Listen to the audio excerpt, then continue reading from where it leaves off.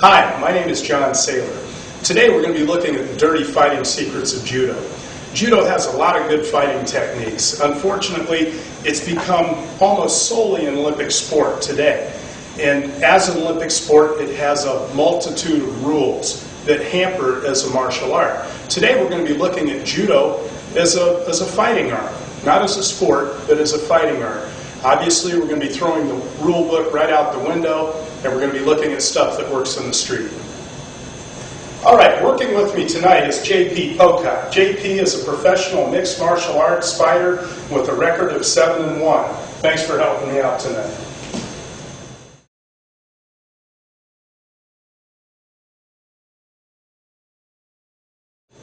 Now, let's go over conventional judo throwing, as you see in sport judo, versus street judo. Let me show you an example of conventional judo throw. This is a sweeping hip throw. I could either be with an over grip like this, or I could simply grip this way. But either way, I'm just going to hook around the head and throw my opponent standard throw. Okay, now that's a standard judo throw. Another possibility for shorter stature guys might be a shoulder throw. Anytime you get wrist control and they come in right here, back up, and they're throwing. Now, let's turn JP around and take a look at one of the problems with that particular movement. Either way, if I come in with a standard judo throw and he has this hand free, he can easily get to a weapon. So as I turn in, even if I succeed in throwing, I'm getting stabbed in the back or whatever. Even if I succeed in the throw, he got the better end of that deal. Say I come in for a shoulder throw. Maybe he can choke me. Maybe I don't make the throw work. The odds are just not good enough for me. To come in right here, maybe he pulls me backwards. Maybe I don't make the throw work. For those reasons, conventional judo throws are too high risk for the street, in my opinion. You can place the odds better in your favor with other methods that we're going to go over here.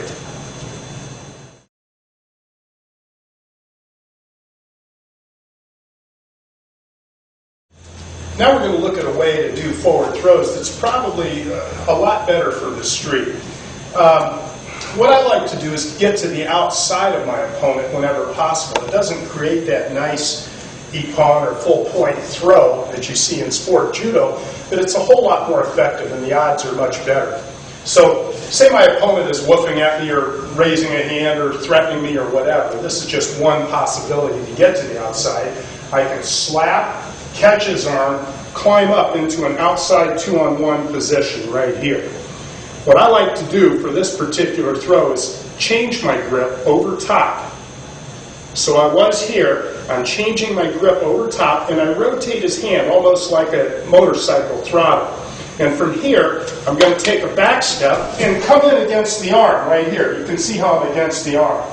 All right? And this pulls the elbow out of joint.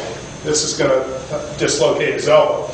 Now, any fighter that's worth his salt is going to retract that arm. He's going to be defending that arm. So I probably won't get that nice joint break right there. More often, what's going to happen, I'm going to be pushing into this guy. When I feel him pushing back into me, that's my moment. To do this back step, I'm going to drop under him right here and look at his head, if you can. This is an ugly throw, but it's very effective on the street.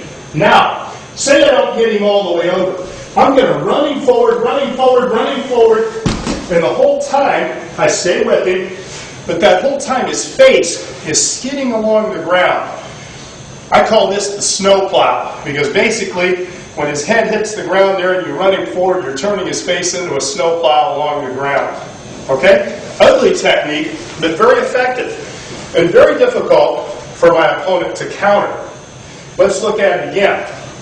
Okay? However I get there, I slap and catch, and all I'm doing there is taking the outside hand, slapping it into the inside hand, and climbing up his arm.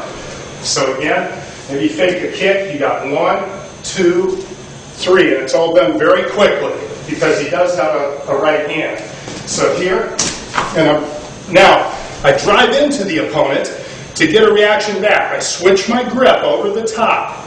So From here now, I feel him pushing back into me.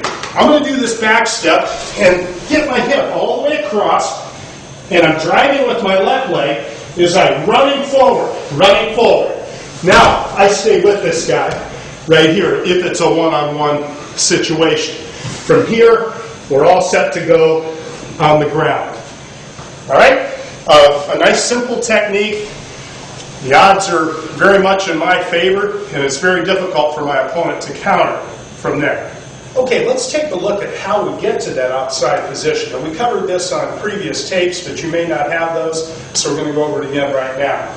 Again, if we're in a fighting situation here, it's good to fake a kick or something like that. And as I plant, my outside hand is going to slap into the inside hand. You'll notice he has a right hand cocked and loaded right here, so I have to do this action very quickly and get to the side.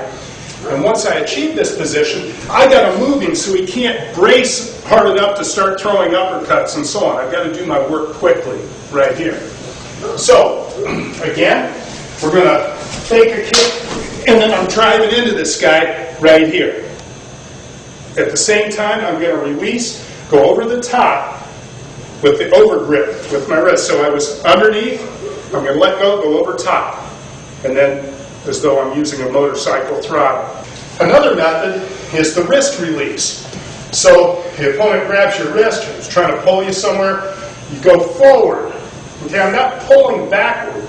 That's an invitation for him to come and knock me out or throw me, take me down, anything. Whenever he grabs my wrist, I'm going to drive my elbow forward. I'm pulling my wrist between his thumb and index finger.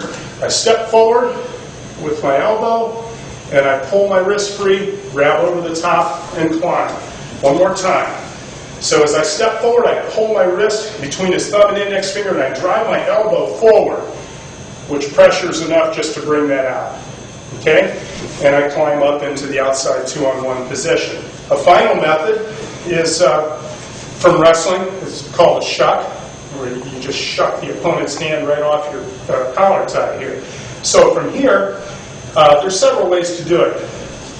Some people grab right here in the tricep, come across, and twist, and shuck the hand off that way. This is a good way. It works. So